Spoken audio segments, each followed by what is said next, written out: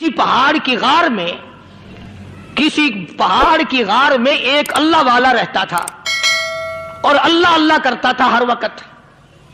اللہ کی طرف سے کھانا آ جاتا تھا اور وہ کھا لیا کرتا تھا. تو خدا امتحان بھی کرتا ہے, آزمائش بھی کرتا ہے. دعا کیا کرو اللہ ہماری آزمائش نہ فرمائے.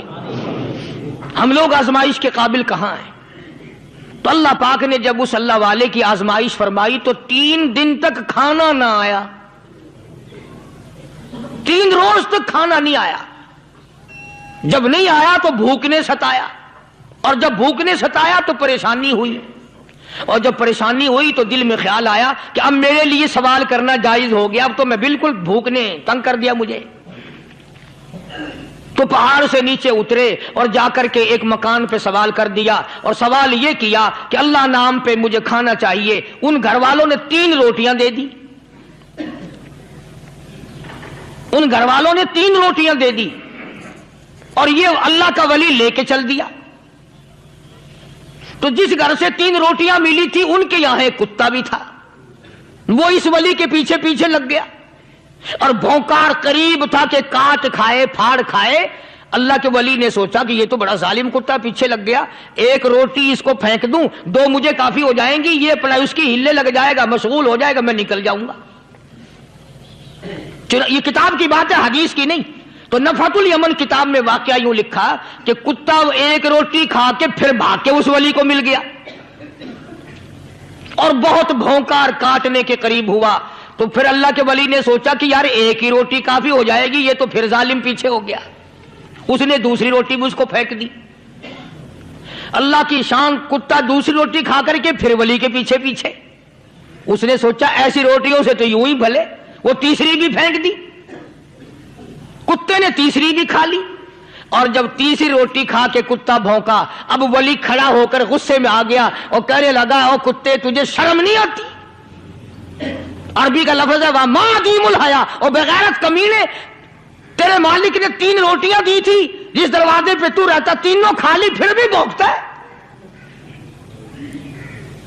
3 روٹیاں میں نے تجھے دے دی, پھر بھی بھونک رہا ہے. تو یوں لکھا اس کتاب میں کہ اللہ پاک نے کتے کو بھی زبان دی, اور وہ یہ کہنے لگا کہ ولی صاحب ذرا ٹھہرو, خود فیصلہ کرو, تم بے غیرت ہو یا میں بے غیرت ہوں.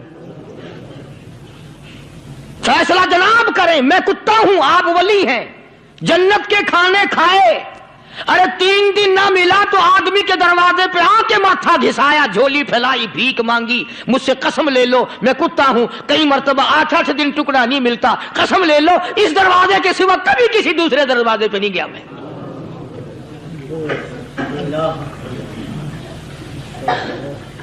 تجربہ کر لو, 3 دن کتے کو ٹکڑا ڈالو, 4تھے دن دم ہلا کر تمہارے پاؤں میں لٹے گا. ساری عمر گزر گئی اس مالک کا دیا ہوا کھاتے ہوئے پیتے ہوئے, آج بھی تجھے اس مالک کا دروازہ سمجھ نہیں آیا. پانی وہ پلاتا, والذی ہوا یطعمنی ویسقین, وَإِذَا مَرِضْتُ فَهُوَ يَشْفِينِ. کتنا کھلاتا ہے, کتنے اعلیٰ درجے کے کھانے کھلاتا ہے, طرح طرح کے کھانے کھلاتا ہے. پالا اس نے, سنبھالا اس نے, زندگی اس نے دی, اولاد اس نے دی, خوبصورت بیوی اس نے دی, گھر آباد اس نے کیا.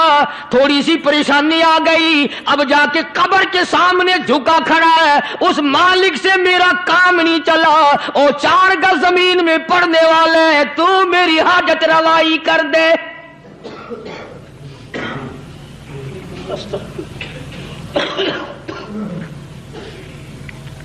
کون سے ولی نے یہ تعلیم دی, کون سے ولی نے یہ ترغیب دی؟ خواجہ قطب الدین بختیار کاکی رحمت اللہ علیہ, بابا فرید الدین شکر گنج رحمت اللہ علیہ کا پیر ہے. اتنے اللہ والے لوگ تھے, اتنے اللہ والے لوگ تھے. خواجہ قطب الدین بختیار کاکی رحمت اللہ علیہ کا آخری وقت دلی شہر میں آ گیا. نہ دولت تھی، نہ کوٹھی تھی، نہ بنگلہ تھا، فقیری. ہائے ہائے، عجیب بادشاہت ہوتی ہے ان لوگوں کی. بادشاہ ان کے دروازوں پہ آیا کرتے تھے. خواجہ ابو الحسن خرقانی رحمت اللہ علیہ بزرگ گزرے ہیں. محمود غزنوی کا زمانہ ہے.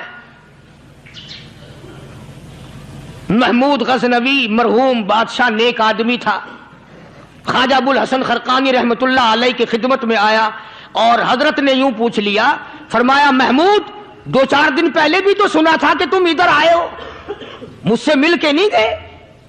تو کہنے لگا حضرت سرکاری دورے پہ آیا تھا، سرکاری دورے کی لپیٹ میں اللہ والے کی زیارت کو بے ادبی سمجھتا ہوں. اللہ والے کی زیارت کرنے آؤں، کام کوئی اور لے کر آؤں اور اللہ والے کی زیارت کروں؟ میرے نزدیک یہ بے ادبی ہے. فرمایا آج ارادہ کر کے آئے ہو؟ کہ جی ہاں ارادہ کر کے آیا ہوں. باتیں ہوتی رہی. محمود کہنے لگا حضرت آج بہت بڑا کام لے کر آیا ہوں، دعا فرماؤ. سومناتھ کے مندر پہ حملے کا ارادہ ہے. 70 راجاؤں کی فوج آئیں گی، 70 بادشاہوں کی فوج آئیں گی، 70 راجا ہندو اپنی فوج لے کر آئیں گے. میں اکیلا مسلمان مقابلے میں آؤں گا. دعا فرماؤ وہ قادر کریم مجھے فتح عطا فرمائے. کیسی نیت لے کر آیا کرتے تھے بادشاہ لوگ فقیروں کے دربار میں.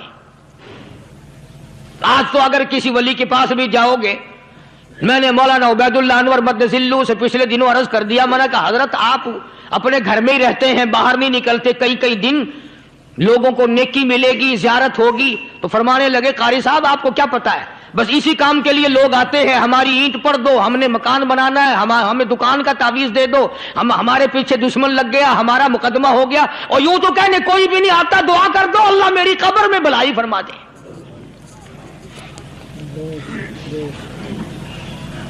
تو محمود غزنوی نے خواجہ ابو الحسن خرقانی سے درخواست کی کہ آپ دعا فرمائیں. اللہ والے نے دعا بھی فرمائی اور اپنا مسلح دے دیا.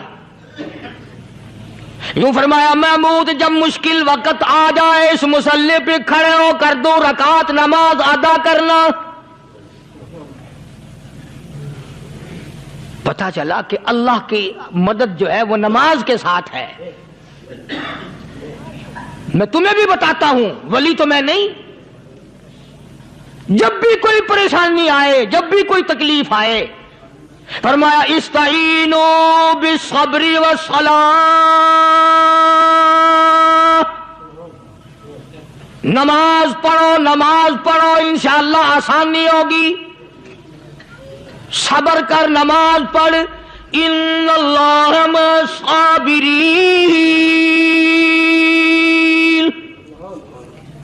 اللہ پاک صبر کرنے والوں کا ساتھی ہے. صبر بھی کرتا جا، نماز بھی ادا کرتا جا. جس سے تیرا بگاڑ ہے یوں بھی سوچتا جا میری طرف سے کوئی ظلم نہ ہو جائے، میں مارا جاؤں گا.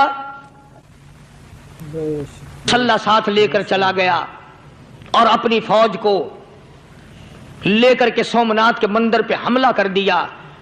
مسلمان فوج بڑا سفر کر کے آئی تھی، دور سے آئی تھی، تھکی ہوئی تھی، چور تھی. اتنے حالات نہ تھے، اتنے ہتھیار نہ تھے. 70 راجاؤں کی فوج کے مقابلے میں مسلمانوں کو شکست ہو گئی. محمود غزنوی کو خبر دی گئی بادشاہ شکست ہو گئی. محمود نے 2 رکعت نماز ادا کی. اور یہ بھی بتا دوں اللہ والوں کا اتنا ادب کیا محمود غزنوی نے کہ اس مسلح پہ کھڑے ہو کر نماز نہیں پڑھی، اس کو سر کے اوپر رکھ کے نماز پڑھی. مسلح اللہ والے کا سر پہ رکھ لیا اور نماز پڑھی خدا کے حضور میں. اور پھر سر سجدے میں رکھ دیا. او میرے پروردگار بے نیاز خالق و مالک، میں گناہگار سہی، میں سیاکار سہی، میں تیرا بندہ ہوں. او میرے مولا مقابلہ کفر سے ہے، حق پرستوں کی نہ کی تو نے گر دل جوئی نہیں، ताना देंगे बुत के मुस्लिम का खुदा कोई नहीं। और मेरे परवरदिगार आज मुझे जलील ना कर, आज मेरी शिकस्त ना कर, आज मुसलमानों को शिकस्त ना दे। और बेनियाद परवरदिगार काफिर कहेंगे इनका खुदा कहां गया। बस महमूद गजनवी ने अल्लाह की हुजूर में नमाज अदा की और दामन फैलाया और सर सजदे में रखा, वो इत्तला मिली कि शिकस्त फतह में बदल गई। चुनाचे जुमे का खुतबा महमूद गजनवी ने सोमनाथ के मंदिर के अंदर दिया। इस कदर अल्लाह वालों को दिलचस्पी थी इन मामलात से कि कौम के लिए भलाई हो, मुल्क के लिए भलाई हो, अवाम के लिए आखिरत की दुनिया की भलाई मकसूद थी। ख्वाजा कुतुबुद्दीन बख्तियार काकी रहमतुल्लाह अलैह दिल्ली शहर में रहते हैं। बादशाहों का जमाना है। अल्लाह अल्लाह क्या अजीब लोग थे। आज तो अच्छे भले दीनदार तबका नमाज पढ़ाने वालों को नमाज के, गुस्ल के, वुजू के मसाइल मालूम नहीं। दोस्तों ऐसा वक्त था सुल्तान सलाहुद्दीन खिलजी रहमतुल्लाह अलैह को बादशाह होकर अरबी की बहुत बड़ी 4 जिल्दों में किताब है हिदाया बादशाह सलाहुद्दीन खिलजी को जुबान नहीं आता। इतनी बड़ी अजीम किताब जुबान नहीं आती। वो बादशाह भी हुआ करते थे और वली भी होते थे। सुल्तान आलमगीर रहमतुल्लाह अलैह बहुत बड़ा बादशाह होकर, औरंगजेब है, आलमगीर है, इतना बड़ा अजीम बादशाह, मगर हुजूर करीम सल्लल्लाहु अलैहि वसल्लम की 5000 हदीसे पाक इस बादशाह को जुबान नहीं आती। और कुरान का हाफिज था, कुरान का कारी था, कुरान का आलिम था, कुरान का मुफस्सिर था, वली भी था, बादशाह भी था, अल्लाह वाला भी था। और इतना खौफ था दिल में, मैं तुम्हें क्या बताऊं। अल्लाहु अकबर, बादशाह होकर के कपड़ा खरीदा, मजदूरी करके कपड़ा खरीदा बादशाह ने, और कपड़ा खरीद कर उसकी टोपियां अपने हाथों से सी।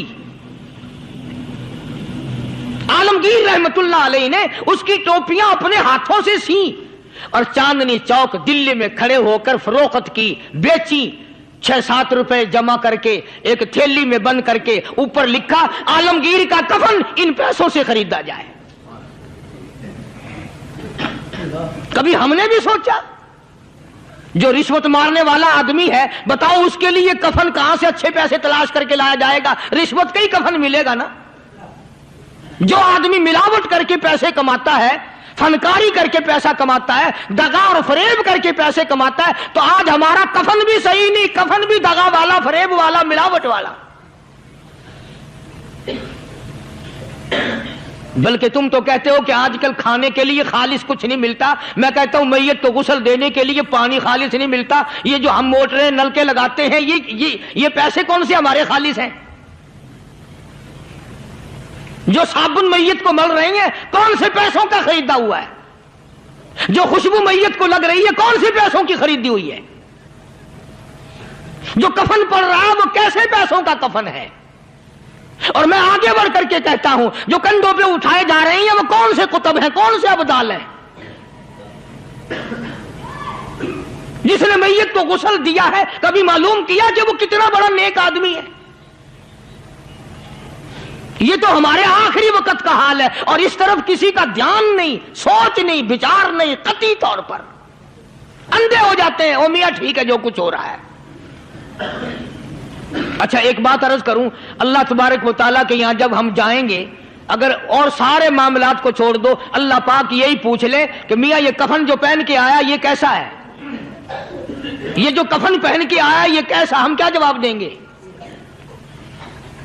بادشاہ عالمگیر رحمت اللہ علیہ نے تھیلی پہ لکھ کر کے بند کر کے رکھ دیا، جب میرا انتقال ہو جائے، میری موت آ جائے، جب میں دنیا سے رخصت ہو جاؤں، جب میں دنیا سے چلا جاؤں، میرا آخری لباس جو میں نے ساتھ لے کے جانا ہے، وہ شادی کے جوڑے دنیا تیار کرتی ہے، سفر کے جوڑے دنیا تیار کرتی ہے، غیر ملکوں میں جانے کے لباس دنیا تیار کرتی ہے، ادھر ادھر جانے کے لیے، تقریبوں میں جانے کے لیے جوڑے لباس پوشاک دنیا تیار کرتی ہے، اور میں کہتا ہوں لوگوں، قبر کی پوشاک ہم کب تیار کریں گے؟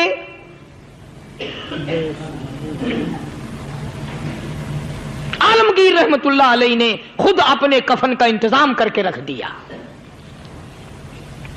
ہمارے گھروں میں تو اگر کفن کا ذکر کرو تو گھر والے بھی منہ بنائیں گے، چھوڑو تم نے کفن کی باتیں بنانی شروع کر دی ابھی سے ہی۔ اور ایک اور عرض کروں، کفن بھی مقدر والوں کو ملتا، کئیوں کو ملتا ہی نہیں۔ کفن نہیں ملتا، قبر نہیں ملتی، نماز جنازہ نہیں ملتی، غسل نصیب نہیں ہوتا، مقدری سودے ہیں، نہ یہ دولت سے بات بنتی ہے، اور نہ یہ اقتدار سے بات بنتی ہے، اور نہ یہ سرمایہ سے بات بنتی ہے، یہ تو تقدیروں کے مسئلے ہیں جو مالک نے اپنے ہاتھ میں رکھا ہے۔ جناب رسول کریم سب کہہ دو صلی اللہ علیہ وسلم کے سگے چچا، اللہ غنی جنگ احد ہے، امام الانبیاء محبوب کبریا حضرت محمد مصطفیٰ صلی اللہ تعالی علیہ وسلم کو خبر دی گئی، آپ کی حالت بھی زخمی ہے، آپ کا چہرہ انور زخمی ہو گیا، آپ کے چہرے میں خود جو سر پہ اوڑھ رکھا تھا اس کے حلقے کڑیاں چہرے انور کے اندر چلی گئی، نکلتی نہیں، نکالنا چاہتے ہیں، نکلتی نہیں، نکالنے کی کوشش کرتے ہیں۔ ابو عبیدہ بن جراح رضی اللہ تعالیٰ عنہ نے دانتوں میں پکڑ کر وہ حلقہ زنجیر والا پھینک لیا۔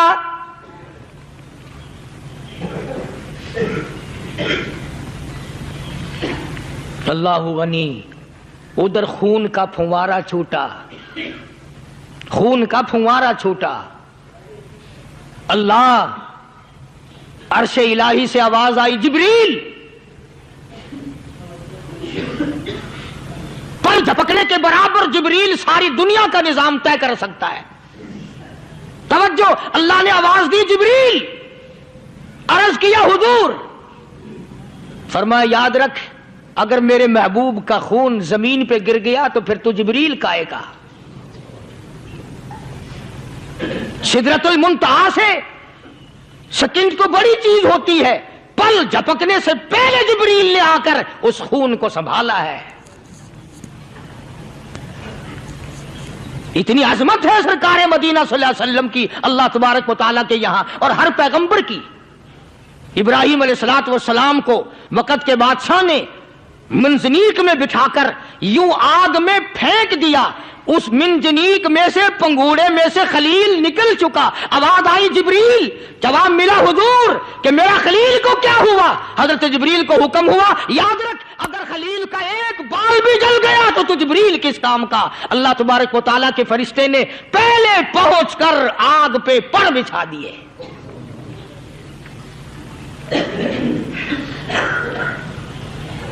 یوسف علیہ السلام کو بھائیوں نے کنویں میں پھینکا۔ اب بتاؤ کنواں کوئی 100-200 گز یا 100-200 میل تو لمبا نہیں ہوتا۔ میں خالق کی بے نیازی تمہیں بتا رہا ہوں، اور اپنے پیغمبروں کی کس طرح حفاظت فرماتے ہیں، سبحان اللہ۔ بھائیوں نے کنویں میں دھکا دیا، جبریل جی یہ کیا ہوا؟ او میرا نبی آیا، میرے نبی کے کنویں میں جانے سے پہلے تخت بچھا دے۔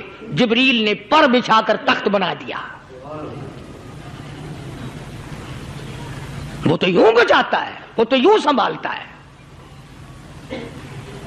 ابو عبیدہ بن جراح رضی اللہ تعالی عنہ نے سرکار مدینہ صلی اللہ علیہ وسلم کے چہرے انور میں سے وہ جو زنجیر کڑی کھینچی، اللہ اللہ، ابو عبیدہ کے 2 دانت نیچے کے، 2 اوپر کے، 4 دانت نکل گئے۔ آج ہمارے دانتوں کو کیڑے کھا جاتے ہیں، کھوکھریں بن جاتی ہیں، نکل جاتے ہیں۔ ابو عبیدہ تو کتنا خوش نصیب جوان ہے، تیرے 4 دانت تو نکل گئے، پر حضور صلی اللہ علیہ وسلم کی تکلیف کو تو نے دور کیا، یعنی آقا کی خدمت کرتے ہوئے ابو عبیدہ کے دانت نکل گئے۔ ادھر اپنی تکلیف ہے، ادھر پتا چلا کالی کملی والے صلی اللہ تعالی علیہ وسلم تیرے چچا کا حال ٹھیک نہیں. صلی اللہ علیہ وسلم بڑا صدمہ پہنچا، بڑا رنج پہنچا. ایک بات کرتا ہوں، توجہ کر کے لکھ کے لے جاؤ، کام آئے گی. بیٹیوں کو بتاؤ، بہنوں کو بتاؤ. سرکار کی نظر پڑی، سرکار کی نظر پڑی. حضرت صفیہ رضی اللہ تعالی عنہ، حضور کی بوا، حضور کی پھوپھی، حضرت زبیر رضی اللہ تعالی عنہ کی اماں، امیر حمزہ رضی اللہ تعالی عنہ کی بہن دوڑی دوڑی آتی ہے. پتا چلا نا مدینے میں کہ بھائی کا حال ٹھیک نہیں، شہید کر دیا گیا. عورت ذات دوڑی دوڑی آئی. حضور نے فرمایا زبیر کون عورت ہے، جا کے روکو، لاش کا حال ٹھیک نہیں، کپڑے پھاڑے گی، جزا فضا کرے گی. میں نے سنا ہے لاش کا حال ٹھیک نہیں ہے. حضرت زبیر نے آ کے روکا، قریب آ کر پہچان لیا حضرت زبیر کی اماں تھی. انہوں نے کہا اماں اجازت نہیں، آگے نہ جاؤ. حضرت صفیہ عرب کی تکڑی مائی، مارا غصہ زبیر کو، اوپر پھینک دیا. کہنے لگے ہاتھ ایک طرف، میں اپنے بھائی کو دیکھنے نہ جاؤں. زبیر کو تو مکہ مار کے پرے پھینک دیا. اور لوگوں توجہ کرو، غلام آپ بھی بنتے ہیں، غلام میں بھی بنتا ہوں. خدا کی قسم ٹائم پہ غلامی کا پتہ چلتا ہے. پھر زبیر کہنے لگا اماں حضور نے منع فرمایا، آگے نہ جا، حضور نے منع فرمایا. خدا کی قسم ذمہ داری سے کہتا ہوں، علماء نے لکھا ہے حضرت صفیہ نے جو پیر قدم آگے رکھنے کے لیے اٹھایا ہوا تھا وہ آگے نہیں رکھا، پیچھے ہٹ کے رکھا ہے. میرے نبی کے فرمان کے خلاف نہ ہو جائے، میرے نبی کے ارشاد کے خلاف نہ ہو جائے. اگر خلاف ہو گیا تو میں ماری جاؤں گی. اور وہیں رک گئی. کہنے لگی او زبیر بیٹے جاؤ، میرے محبوب سرکار مدینہ صلی اللہ تعالی علیہ وسلم سے جا کے کہو میں نے لاش کا حال سن لیا ہے، مجھے سب کچھ پتا چل گیا ہے. جا کے کہو بے شک میں عورت ہوں لیکن گھبراؤں گی نہیں. جب سے میں نے تیرا کلمہ پڑھا ہے میں نے صبر کرنا بھی سیکھ لیا ہے.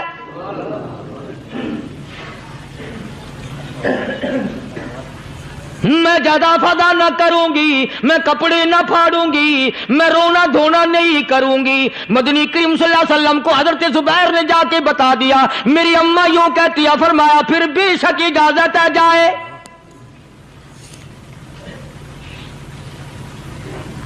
آج کی کوئی مائی ہوتی اتنا حال دیکھ کر بھائی کا نہ جانے ہارٹ فیل ہو جاتا. صفیہ نے آ کے دیکھا اپنے بھائی سیدنا امیر حمزہ کے دونوں کان نہیں، ناک نہیں، لب نہیں، 11 ٹکڑے ہوئے پڑے. روتی نہیں، گھبراتی نہیں، دھڑام سے گرتی نہیں، چہرہ نہیں پیٹتی، ماتم نہیں کرتی. کھڑی ہو گئی، کہنے لگی او میرے پروردگار میرے بھائی کی قربانی قبول فرما، میرے بھائی کی قربانی کے صدقے میں میرا بھی بیڑا پہاڑ کر دے. اور خبر تو مل گئی تھی نا کہ کپڑے بھی اتار کر لے گئے. بغل میں سے 2 چادریں نکالی ہیں، بغل میں سے 2 چادریں نکالی کہ میرے بھائی کو کفن دے دینا. یوں جو نظر پڑی ایک انصاری نوجوان رضی اللہ تعالی عنہ، وہ بھی ننگا پڑا ہے، کافر اس کو بھی شہید کر کے گر گئے. مسلمانوں ذرا اندازہ لگاؤ، یہ بھی مسلمان تھے، یہ بھی نبی کے عاشق تھے، یہ بھی دیوانے تھے. ایسے وقت میں بھلا ایسی بات کس کو سوجھے؟ ماں جایا بھائی ہو، سگا بھائی ہو، اچھی محبت اور تعلق ہو بہن بھائی کا، اور سید الشہداء حضور نے فرمایا ہو وہ ننگا پڑا ہے، 11 ٹکڑے ہوئے پڑے ہیں. ایسے وقت میں ایسی بات کون سوچے؟ صفیہ کہنے لگی لوگوں ایک چادر اس بھائی کو دو جو میری ماں کے پیٹ سے پیدا ہوا، ایک چادر اس بھائی کو دو جو محمد کے کلمے نے میرا بھائی بنا دیا ہے، جو میرے نبی نے میرے کے کلمے نے میرا بھائی بنا دیا ہے. کل قیامت میں خدا یہ نہ فرما دے صفیہ کفن دینے آئی، خیرات دینے آئی تو اپنے کو دے کے چلی گئی. اب ان میں ایک چادر ہے چھوٹی اور ایک ہے بڑی. پھر کہنے لگی میری چادریں واپس کر دو، ایسا نہ ہو میرے بھائی کو بڑی مل جائے دوسرے بھائی کو چھوٹی مل جائے، اللہ پاک کل یہ نہ فرما دیں اگر کفن دینے بھی آئی تو اپنے کو بڑی دوسرے کو چھوٹی، یہ اللہ کی رضا والا تو کام نہیں۔ قرآن اندازی کی، سگے بھائی سیدنا امیر حمزہ رضی اللہ تعالیٰ عنہ کے حصے میں چھوٹی چادر آئی اور اس انصاری جوان کے حصے میں بڑی چادر آ گئی۔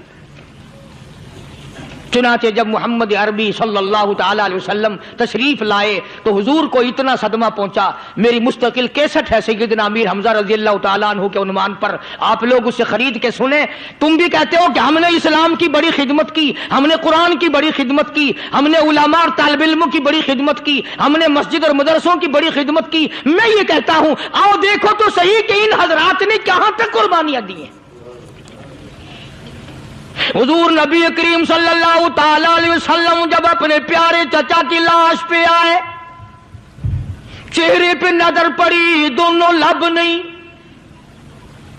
کالی کملی والے صلی اللہ تعالی علیہ وسلم نے منہ میں جھانک کر دیکھا تو زبان نہیں، ذرا نیچے کو نظر کی پیٹ میں جگر اور کلیجہ نہیں، دونوں ہاتھ نہیں دونوں کان نہیں۔ یہ حال دیکھ کر حضور صلی اللہ علیہ وسلم کو چکر آ گیا، زمین پہ تشریف فرما ہو گئے، اور پھر بلکہ یہاں تک لکھا ہے کہ آپ نے یوں فرمایا او میرے مالک اگر صفیہ مائی میری بوا پھوپھی یہاں نہ ہوتی تو میں یہ ٹکڑے بھی نہ اٹھاتا، اگر تو یوں ہی راضی ہے تو میں بھی یوں ہی راضی ہوں۔ اور پھر جب ان ٹکڑوں کو جوڑا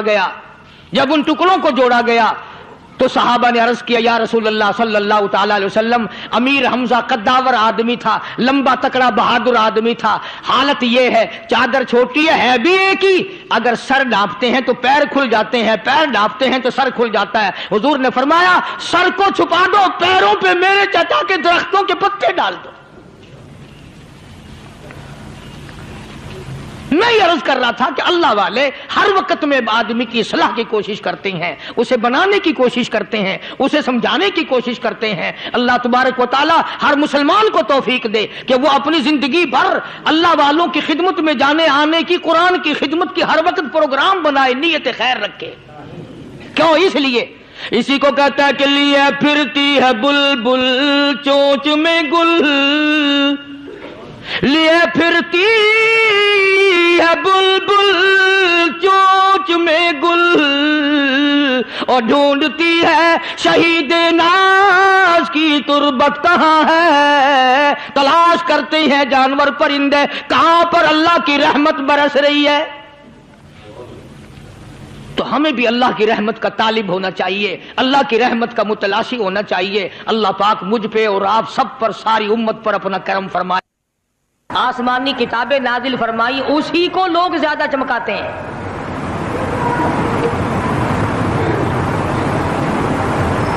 خدا اس بات کو گوارا ہی نہیں کرتا کہ میری طرف سے بغیر میرے اعلان کے کوئی ذرہ برابر اعلان کر سکے۔ وہ کسی قلندر کو، کسی ملنگ کو، کسی کو اختیار نہیں دیتا۔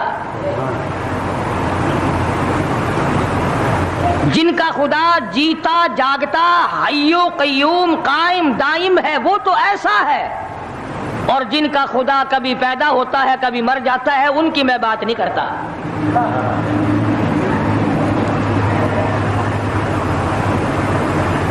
پروردگار عالم نے ایک طریقے کا سوال کر دیا، اگر تم میرے معاملات میں شریک کار بنتے ہو تو آؤ پھر ایک ناخون بنا کے دکھاؤ،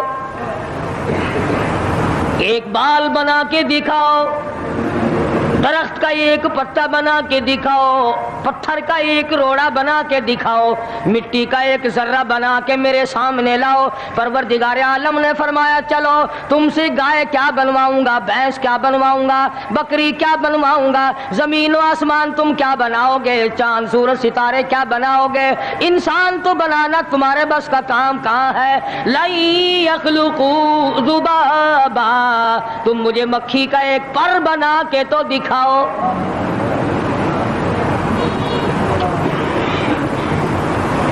فرمایا جس کے دل میں توحید و ایمان یقین کی دولت جم جاتی ہے وہ لوگ تو دنیا ہی میں ایمان کا مزہ چکھتے رہتے ہیں، ایمان کی لذت آتی ہے۔ صحابہ اکرام رضوان اللہ تعالی علیہ مجمعین کی جماعت نے دنیا ہی میں جنت کو دیکھا، جنت کی خوشبو سونگھی، کسی کو جنت کی ہوا لگی، کسی نے جنت کا نقشہ دیکھا، کسی کو جنت کا نظارہ کرا دیا گیا دنیا ہی میں۔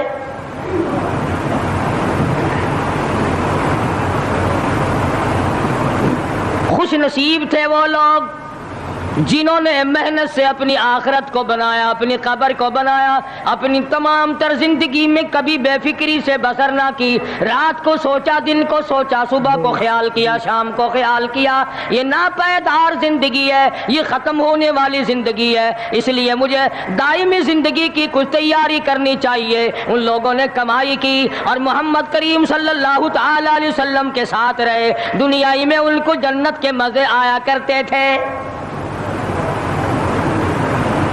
من عمل صالحا من ذکر او انثى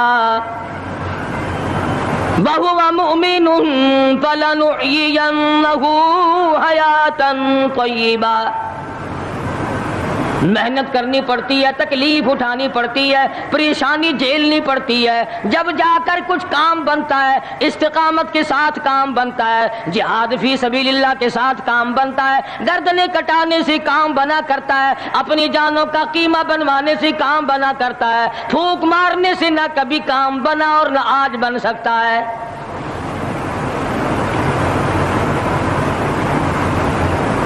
علماء کرام میں بے شمار لوگ اس قسم کے آئے جو استقامت کا پہاڑ ثابت ہوئے۔ ان میں سے بعض نے یہ لکھا ہے کہ بعض مرتبہ کھانے میں ایسا مزہ آتا تھا جیسے جنت کے کھانے کا مزہ آتا ہے۔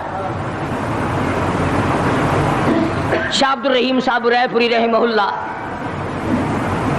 خدام نے عرض کیا حضرت پورا مہینہ گزر جاتا ہے رمضان المبارک کا، کچھ دو چار نوالے، دو چار لقمے کھا تو لیا کرو۔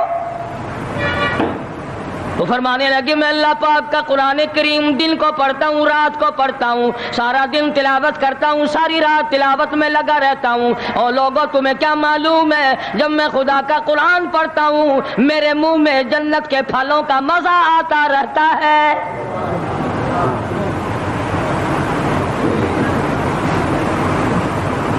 صحابی ہے مدنی کریم صلی اللہ تعالی علیہ وسلم کا، احد پہاڑ کی طرف جا رہا ہے، ایک دوسرا صحابی سامان لے کے لینے کے لیے واپس آ رہا ہے، وہ جانے والا پوچھتا ہے کدھر چلا؟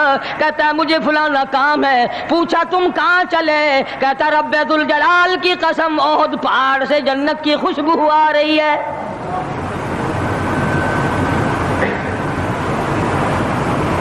تھے یہ لوگ ارادے کے، استقامت اس قدر مضبوط تھی دنیا کی کوئی طاقت ان لوگوں کو نہیں ہلا سکی۔ سید عطا اللہ شاہ صاحب بخاری رحمہ اللہ علماء اکرام کی پگڑی تھی، علماء کے آبرو تھے شاہ صاحب، علماء کی عزت تھی۔ امرتسر میں جلسہ کیا شاہ صاحب نے، اطلاع ملی بہار میں لوگوں نے حسین احمد مدنی کی پگڑی اتار کر جلا دی۔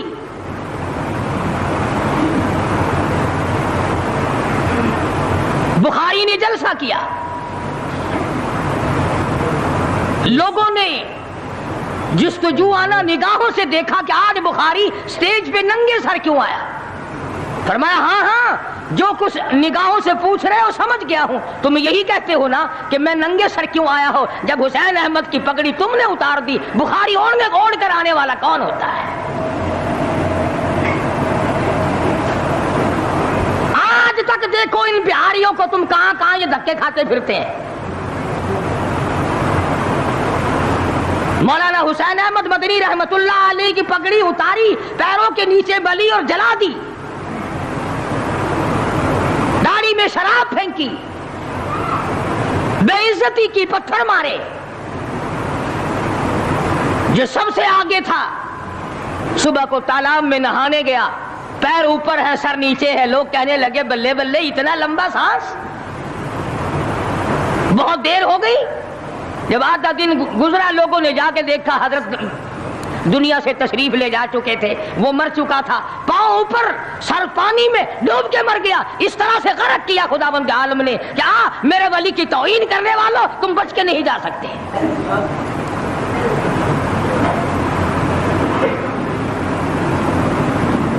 جلندھر کے اسٹیشن پہ مولانا کی توہین کرنے والا یہاں فیصل آباد میں آیا، لوگوں نے اٹھا کر بھٹے کی چمنے میں ڈال کر خاک کر دیا۔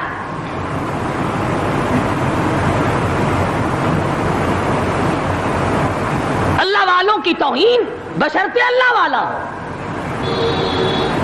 ڈھنگ والا نہ ہو، فریب والا نہ ہو، ٹھگی والا نہ ہو، کتے بلی والا نہ ہو، اللہ والا ہو، خدا اس کا انتقام لیتا ہے۔ کلکتے میں مولانا ابوالکلام آزاد رحمہ اللہ کی بیگم بیمار ہے، مولانا ابوالکلام آزاد رانچی جیل میں ہے، بیگم آزاد نے خط لکھا، اطلاع دی میں بڑی شدید بیمار ہوں، ایسا معلوم ہوتا ہے میرا آخری وقت ہے، مجھے آ کر کے مل جاؤ، بڑی جلدی ہے، میری بڑی تمنا ہے، بڑی آرزو ہے۔ مولانا نے جواب دے دیا اگر تیرا آخری وقت قریب ہے کلمہ پڑھتی چلی جا، استغفار کرتی چلی جا، قرآن کریم کی تلاوت کرتی کرتی رخصت ہو جا، اللہ اللہ کرتی رخصت ہو جا، میں تجھ سے ملنے کے لیے انگریز ظالم کے سامنے ضمانت کی بھیک مانگنے کو تیار نہیں۔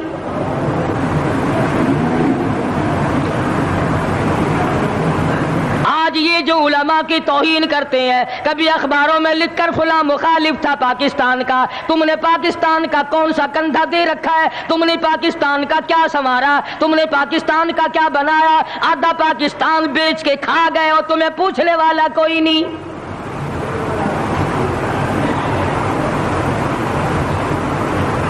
مولانا ابوالکلام آزاد رحمہ اللہ نے جواب دے دیا، وہ ایسے خوددار لوگ تھے، وہ ایسے اللہ والے لوگ تھے کہ انہوں نے ظالم کے سامنے ضمانت کی بھیک مانگنے سے انکار کر دیا، اور یہ صرف ایک یہ نہیں، اس قسم کے ہزاروں تھے۔ مسٹر چامسن فرانسیسی مورخ لکھتا ہے دلی کے چاروں طرف، دلی سے آگرہ تک، دلی سے پانی پت تک، دلی سے مراد آباد تک، دلی سے غازی آباد تک، چاروں طرف کم سے کوئی درخت کا ٹہنا ایسا نہ تھا جس پہ کسی عالم دین کی لاش نہ لٹکی ہو۔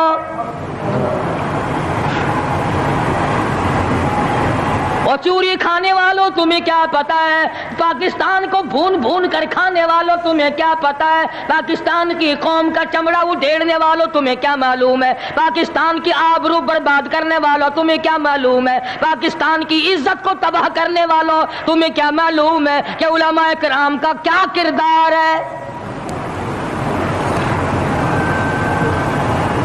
400 عربی مدرسے تھے دلی کے چاروں طرف، ایک بھی طالب علم باقی نہ رہا، نہ ناظم کو رہا، نہ محتمم رہا، تمام کے تمام پڑھنے والے پڑھانے والے اساتذہ بھی طالب علم بھی تمام کے تمام انگریز ظالم سے ٹکرا کر شہید ہو گئے۔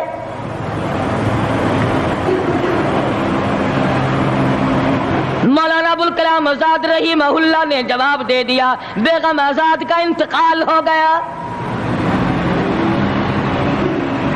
بیگم آزاد کا انتقال ہو گیا۔ مولانا آزاد کی بیوی کا جنازہ کلکتے کی بازاروں سے نکل رہا ہے، وہ مسلمان جو انگریز کا پیشاب چاٹا کرتے تھے، جو انگریز کی لید چاٹا کرتے تھے، انگریز کے گھوڑوں کی میموں کا تھوک چاٹنے والے مسلمان بیگم آزاد کے جنازے پہ لٹھ برسائے، لٹھ مارے مولانا آزاد کی بیگم کے جنازے پہ۔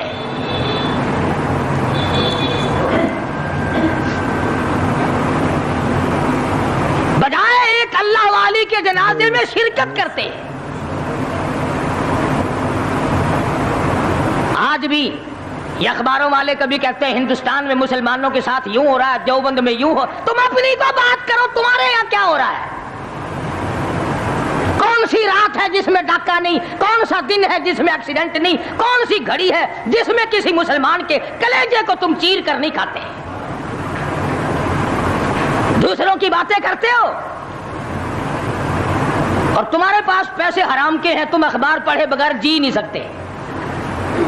اگر 5 روپے کا اخبار ہو جائے گا پھر بھی تم ناشتہ 50 حج کر لو پھر بھی اخبار سے صبح انشاءاللہ ہوگی تیری. حاجی صاحب صبح قرآن پڑھا کر اخبار قبر میں کام نہیں آئے گا. نرا جھوٹ نرا بکواس. کوئی ریڈیو کا سر پکڑے بیٹھا ہے, کوئی ساری رات ٹی وی کے سامنے مرے ہوئے کتے کی طرح پڑھ کے گزار دیتا ہے. دوسروں پہ تنقید, دوسروں کو بکواس. مولانا ابوالکلام آزاد رحمہ اللہ کی بیگم کا جنازہ گزر رہا ہے, لوگوں نے لٹھ مارے, مسلمانوں نے مارے, کلمہ گو نے مارے, مسلمانوں کی آل اولاد نے لٹھ چلایا. سید عطا اللہ شاہ صاحب بخاری رحمت اللہ علیہ کو پتہ چلا, تیسرے چوتھے دن تشریف لے گئے, بن بلائے گئے. وہاں جا کر کے لوگوں کو للکارا, فرمایا لوگوں تم نے اس عفیفہ کے جنازے پہ لٹھ چلایا, تم نے اس سیدہ کے جنازے پہ لٹھ چلایا جس کو بے نقاب تو کیا تم نے کبھی با نقاب بھی نہیں دیکھا. لیڈر کی بیوی تھی, عالم کی بیوی تھی, بہت بڑے سیاستدان کی بیوی تھی. کلکتے کے لوگوں نے مولانا ابوالکلام آزاد کی بیوی کو کبھی بغیر پردے تو کیا پردے میں بھی نہیں دیکھا. آج تو جب تک ساتھ لے کر بازار میں سے گزر نہ جاؤ اس وقت تک لیڈری نہیں چمکتی. کم سے کم پتہ تو چلنا چاہیے نا اس کے گھر میں مال کیسا ہے. اور اب تو بلکہ جب نکاح ہوتا ہے تو اسی وقت دلہے دلہن کا اخبار میں فوٹو آتا ہے کہ دلہا کس بھاؤ کا, دلہن کس بھاؤ کی ہے. شرم نہیں آتی مسلمان کہلاتے ہوئے. ادھر کی بارات میں بھی حاجی, ادھر کی بارات میں بھی مسلمان اور نمازی. بھئی یہ کیا حرکتیں ہو, ارے بس لڑکے وڑکے ہیں نا, چھوکرے وکروں کے کام ہے یہ. کیا قیامت میں قبر میں گزارا ہو جائے گا یوں ہی؟ اللہ پوچھے گا کہ تم کیا کیا بدماشیاں کیا کرتے تھے. اب جی ہم تو بڑے نیک آدمی تھے, ہمارے لڑکے بڑے حرامی تھے, وہ یوں کیا کرتے تھے. کیسے کام چلنے لگا.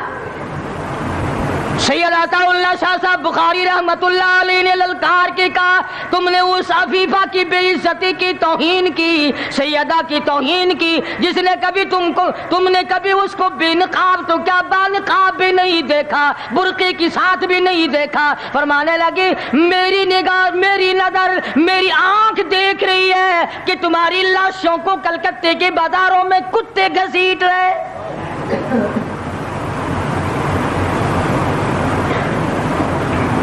ہفتہ نہیں گزرا, 8 دن نہیں گزرے کہ ہندو مسلم فساد ہوا اور مسلمانوں کی لاشوں سے کلکتے کا بازار بھرا. جب مقابلے کا وقت آتا پھر نہیں یہ جاتے. جو سب سے بڑے ایمان کے ٹھیکیدار ہے, اسلام کے ٹھیکیدار ہے, بہت بڑے, ان سے کبھی تو پوچھ لیا کرو کہ تم میں سے افغانستان کتنے حضرات تشریف لے گئے ہیں, فلسطین کتنے گئے ہیں, کیا کریں گے افغانستان جا کے, کیا کریں گے فلسطین جا کے. یہی جمعرات کو 2 پلیٹیں اور زیادہ صاف کر لیں گے. جب مقصد کھانا ہی ہے. وہ ایک مولوی بیمار ہو گیا بیچارہ, تو ڈاکٹر کے پاس لے گئے بڑی مشکل سے چارپائی پہ ڈال کر. تو وہ اتنی سی پیالی میں مکسر بنا کے لایا دوا کا. انہوں نے کہا حضرت یہ پی لیجئے. کہنے لگا بولے اگر اتنی جگہ ہوتی تو 1 پلیٹ اور نہ ڈال لیتا. کدھر ہے جگہ دوا کی؟ جن کا مقصد صرف کھانا, جن کا مقصد صرف پینا ہے, وہ کیا کریں گے ادھر ادھر جا آ کر, کیا کرتے ہیں ان کو.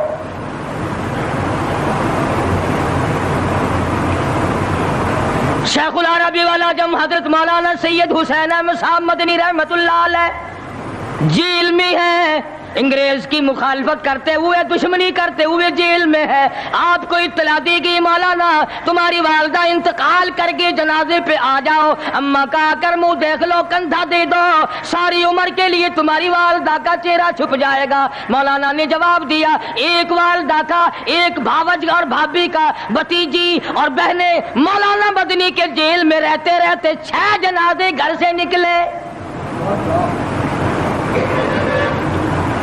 6 جنازے گھر سے نکلے. ہر وقت اطلاع دی گئی تشریف لاؤ. آ کے جنازے میں شرکت کرو، اماں کا چہرہ دیکھ لو، اماں کو اپنے ہاتھوں سے دفن کر دو۔ مولانا نے جواب دیا الحمدللہ اللہ پاک نے مجھے توفیق بخشی ہے، میں یہیں بیٹھا دعا کروں گا۔ او میری والدہ، اللہ کے یار رخصت ہو جا، اللہ تیری قبر کو جنت کا باغ بنائے، اللہ پاک آخرت بہتر بنائے، دنیا سے ایمان کی دولت ساتھ لے جانے کی توفیق عطا فرمائے، پر میں تیری زیارت کے لیے، میں تیرے جنازے میں شرکت کے لیے انگریز ظالم سے ضمانت کی بھیک مانگنے کو تیار نہیں۔